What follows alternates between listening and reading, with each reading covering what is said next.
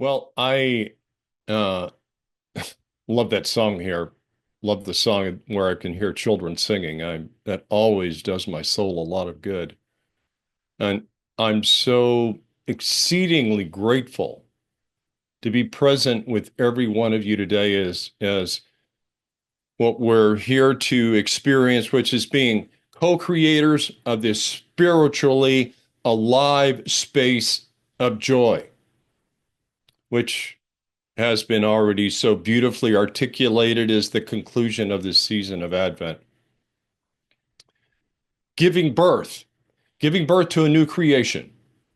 Now, you and I, we show up in this unity spiritual community because we're here to break through our self-created human barriers and conditioning to discover our true spirit and participate in the birth of a new creation. This is going on all the time. I love these words of wisdom from the beloved Franciscan priest and teacher of universal truth, Richard Rohr, when he wrote that we are here to realize ourselves as incarnate divine creativity. Just take that in for a moment. You and I are here as the incarnate divine creativity. Now, this incarnation, it's singular for each of us as individuals, and it is collective as a community. Many selves expressing in this one body, this one community. Also, this is a great opportunity being on Zoom to end what we may perceive as this illusion of space between us. For those of you who don't know, I'm in Eugene, Oregon, about 1 hour from the Pacific Ocean. And you're in Western Colorado in Grand Junction, in the Grand Valley, and the distance, at least this is what we understand, the distance is about 1,200 miles that appear to separate us. Actually, we are here together this day to end this illusion of separation. Are you with me? This is really truly an integral part, an integral aspect of Advent, to really realize that we are actually in the same community, in the same field of presence and spiritual energy. We are together as a community, as co-creators of this experience in this spiritually energized space of joy. Now, you might say that um, we're here to to seek out and create profound ways of being fully alive and together co-creating new manifestations of being a spiritual community together. Now, this I get it. This sounds very Star Trekian, as sort of, to boldly go where no unity spiritual community has gone before. Are you good with that? Okay, you can nod your head or do something there, wave or whatever. Um, I'm going to mention him several times here today, and for some reason, he came to me um, in many ways during my preparation for today.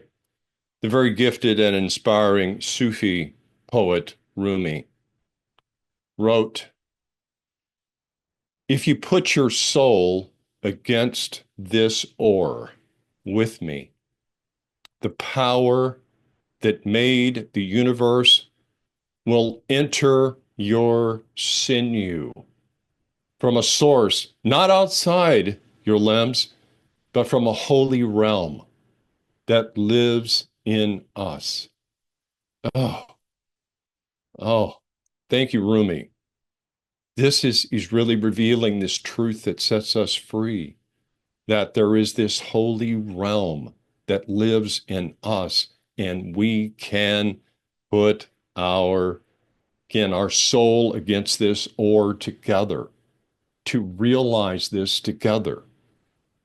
Now, at Unity Grand Valley, you inwardly access joy when hearing, feeling, knowing, embodying this teaching, being together and putting our souls to this oar, so that the power that's in this, what we often describe as this unified field, enters into you and brings substance to life in this holy realm. And this is a holy realm, what we're here experiencing together.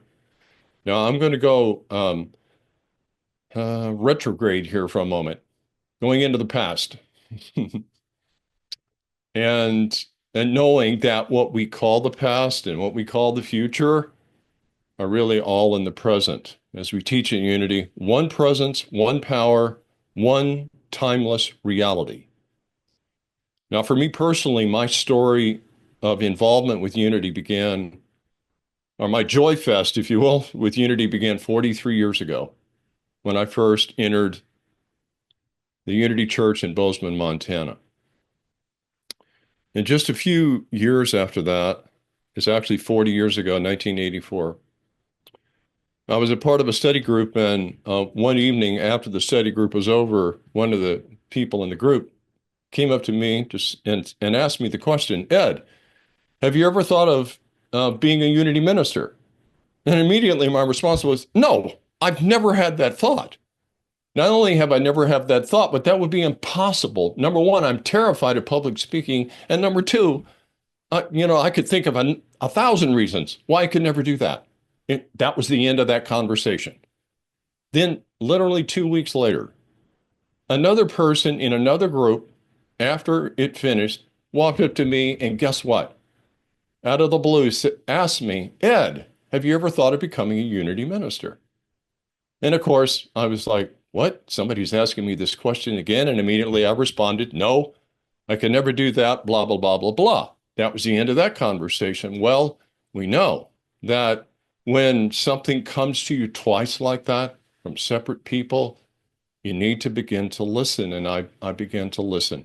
Why in the world would anybody be looking at me thinking, this guy, maybe he could be a Unity minister? Then I had a dream, and I'm going to cut it short here today for the sake of time.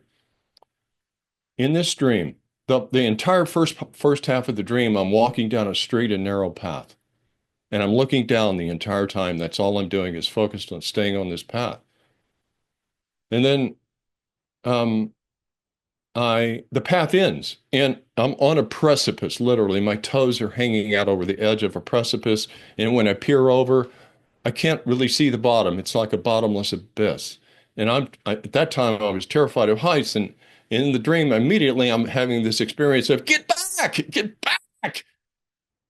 And this is going on in the dream for quite what seemed like frightfully quite a long time. And then eventually, in the dream, I began to, just inwardly slow down and to get very quiet inside. And this is always, good in life itself. And then I heard this other voice that I hadn't heard before. And it very lovingly and gently said to me, look up. Look up. And then I began to raise my head and look up and out, and oh my God, I could not believe what I was seeing. But there it was, just this vast open space of nothing but blue sky as far as I could see in front of me and to my left and to my right. And just this sense of space that was just so magnificently beautiful. And then my impulse was so strong, I want more of this. And I took one large step forward. And then in the next moment, I realized, uh-oh, I just stepped up. I stepped over a precipice. Oh my God. But I wasn't falling, at breakneck speed to my death. I was slowly descending. And it was as if, oh, I have complete command here. Looking over to my left at this beautiful, vast blue sky, and to my right and out in front of me. And I could look over there and I'd go there, look over here, go there. It's like, wow. The next thing I know, I look down again and where I see these clouds down there, but there's an opening. And through the opening, I see what looks like just a lovely place to land. And so I say to myself, I'd like to go there. In the instant I had that thought, next thing I know, I look down and I'm landing and both feet on the ground. Here I am now. I'm looking around like, where am I? Oh my God, what is this? And it, I'm just speechless. I'm looking in 360 degrees as far as I can see, or nothing but just this vivid green fields. So beautiful all the way around. I am standing in the center of this vast space of endless green fields as far as I could see. Mm. And then it comes to me, just this feeling of ecstasy, ecstasy. Oh my God. And I realize, oh, I'm no longer on that straight and narrow path. I could choose to go in any direction. I choose. And the dream ended. Now, um, this is one of the things that happens in our life is, getting out of stasis, ecstasy. Um, and that's what ecstasy is, ecstasis. It means to get out of the stasis, to get out of our normal ways of believing and being in the world, okay? To experience something that's always available to us, to get out of stasis. And that's the focus of today, in this Advent season, the birth of joy, co-creating spiritual community. And I want to add to that, co-creating spiritual community. I don't mean co-creating what I experienced growing up in the traditional church in Texas, which was we're here to create dogma and doctrine and so forth. But we're here in a unity community, rather, to experience the truth with a capital T that sets us free. Are you with me on that? Yeah. Ooh, yeah. Okay. Got a couple of thumbs up there. Um, I I joyfully love, and I believe so many of you do too, of being immersed in co-creating spiritual community. And I have for all these years. And again, so often I have had experience of being out of stasis. In other words, being in ecstasy and in joy, just being a part of this experience of creating spiritual community. Um, and getting out of stasis, what I mean by that is the same old way, getting out of the same old way of misunderstanding who we are, what we are, and why we are here. And in this case, why we are here as a spiritual community. I mean, what is this about? And what gives birth to the joy in these environments that we can experience together? Well, here's my thought about that. In these communities like this, like Unity Grand Valley, you discover that and this was true in the dream, you discover that what you have feared is the depth and breadth of what you are. Okay. Now, and as a result, okay, you realize that now you realize that, oh my God, this is what I was really looking for. What I actually feared is what I'm actually here to realize. And I now realize that why I've taken birth is really to have the realization and the embodied experience of the beautiful breadth and depth of what I am and what you are. And these revelations of truth that we get at Unity, they're really like the spiritual architecture of life that's so beautiful. And Unity spiritual communities, again, they provide this great gift of understanding. And it's such a profound gift, such a truly joyful gift. And hopefully today you once again can receive this gift. Now, I would be remiss if I didn't say that in the dream,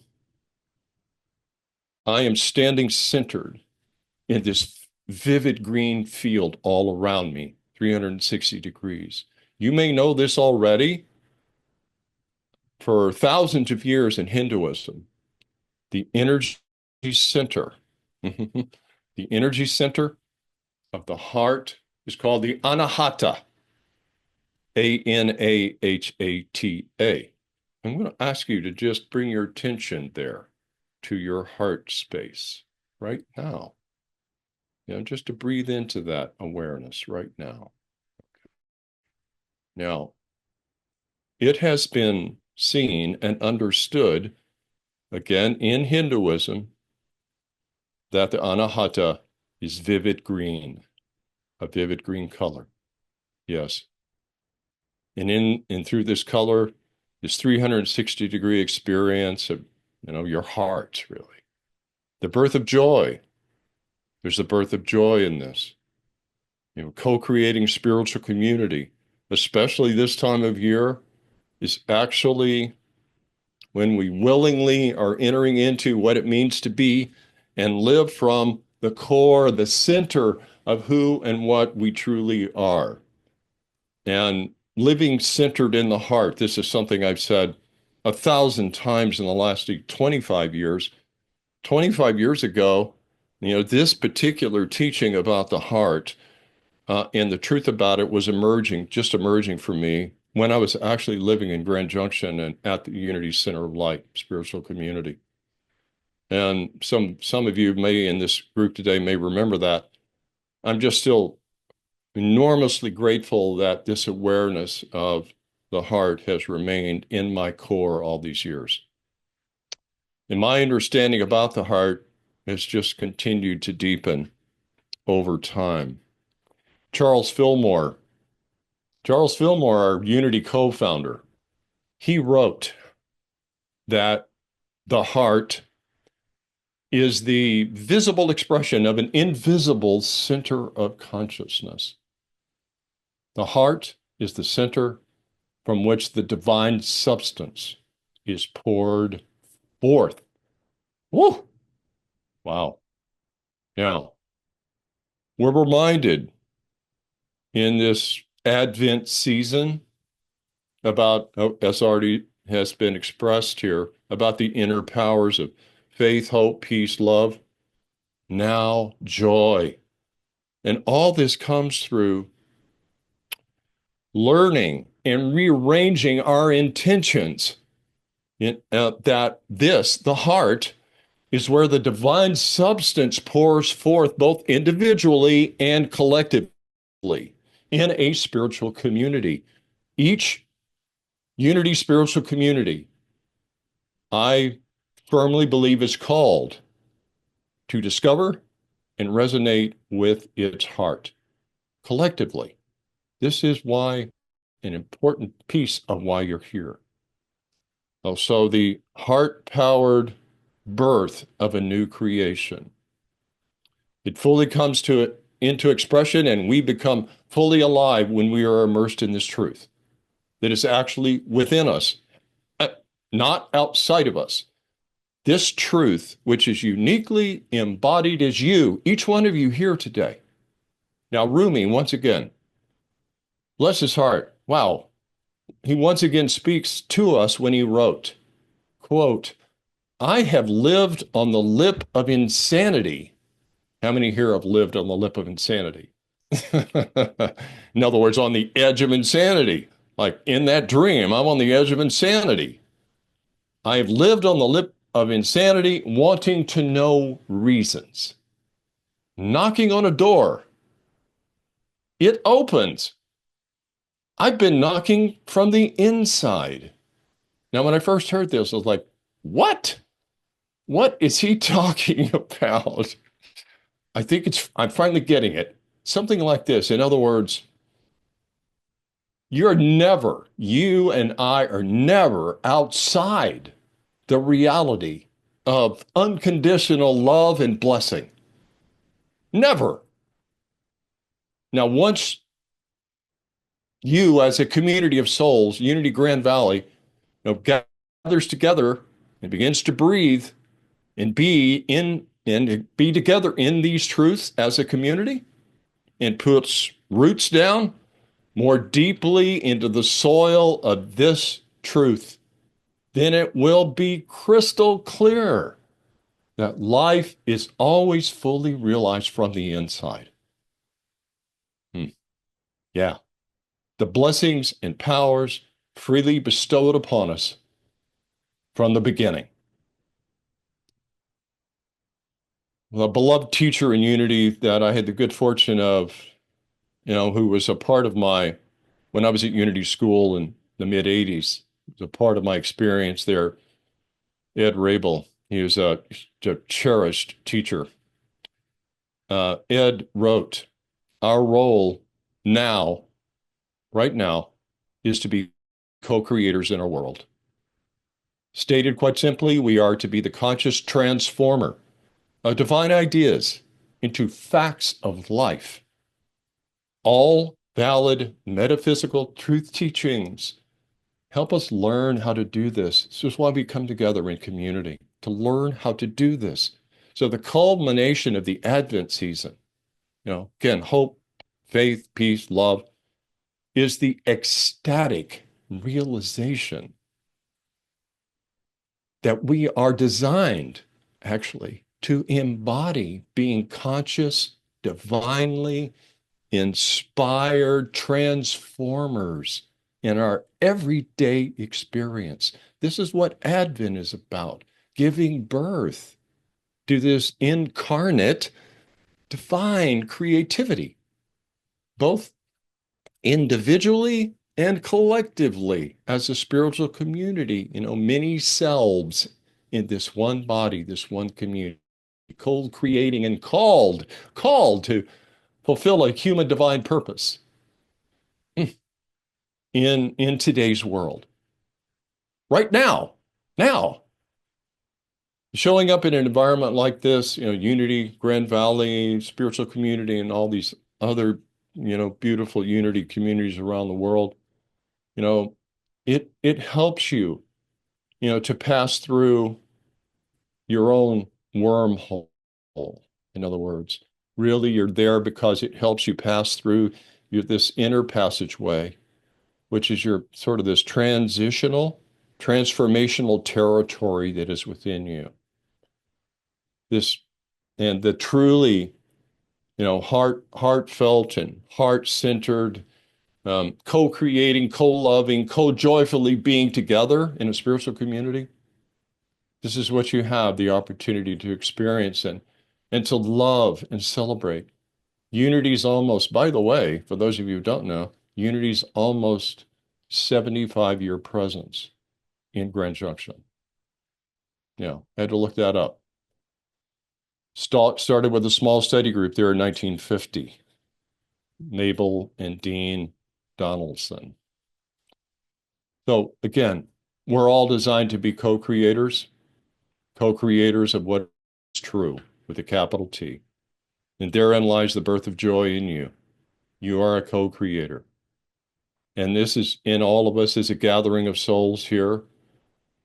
God, it's just, such a gift to know all this that you hear and realize when coming into a unity community.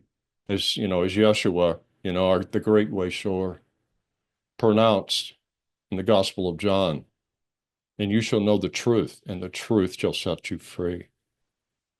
Set you free from illusion, misunderstanding, deception, confusion, useless, unnecessary suffering. This is the heart of the matter. Now I'm going to conclude here with another, words of wisdom from Rumi. And then one more thing. I know I'm probably running over in time. I have no conscious knowing of how long I've been talking here, by the way. Um, so, um, Rumi, one more time. Wow. He lived 800 years ago. He so beautifully expressed these words out beyond ideas of wrongdoing and right doing.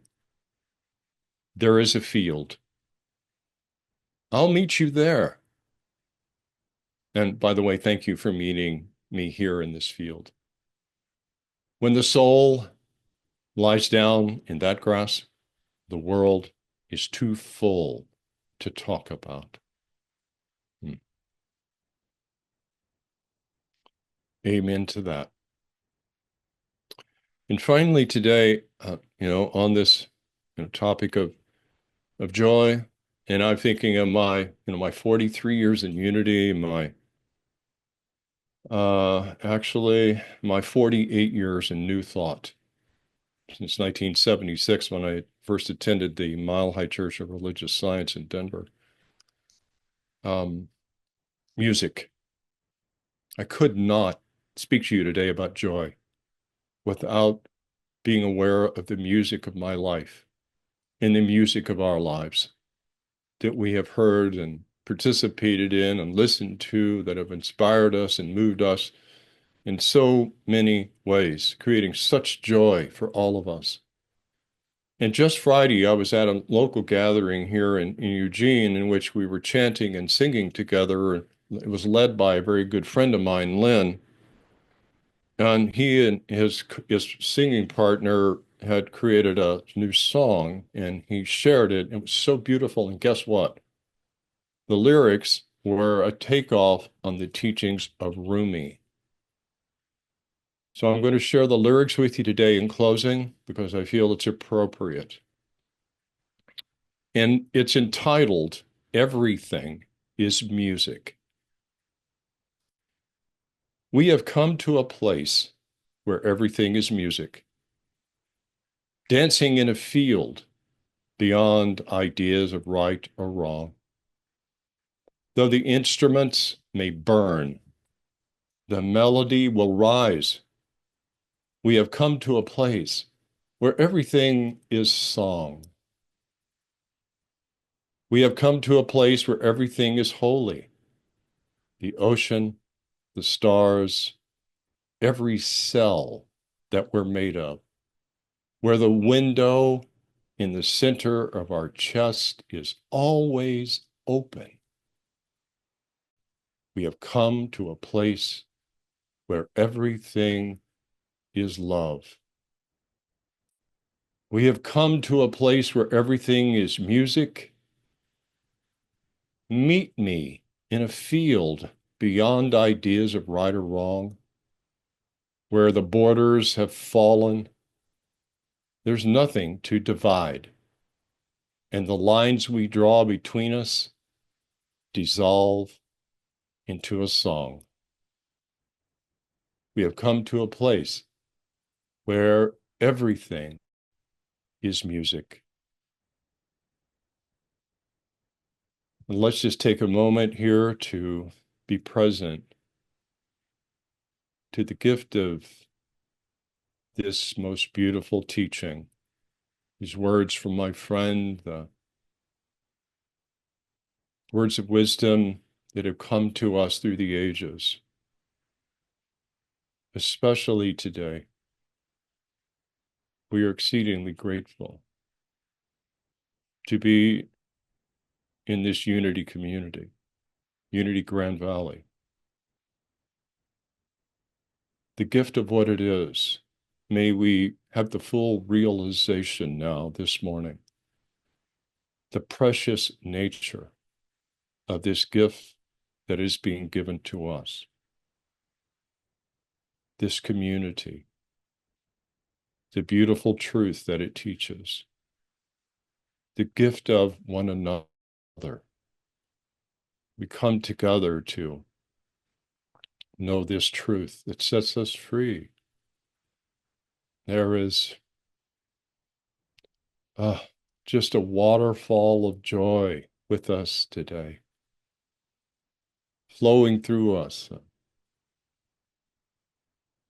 cleansing us of all misunderstanding, healing us of all ills. Yes, it is true. We are, each one of us here, we are a child of God. Truly. Each of us is a child of God. Just take a few more moments to be centered in our heart and realizing how fortunate we are to be on this journey together.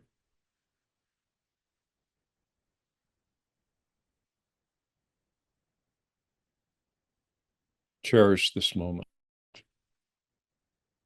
Cherish this community.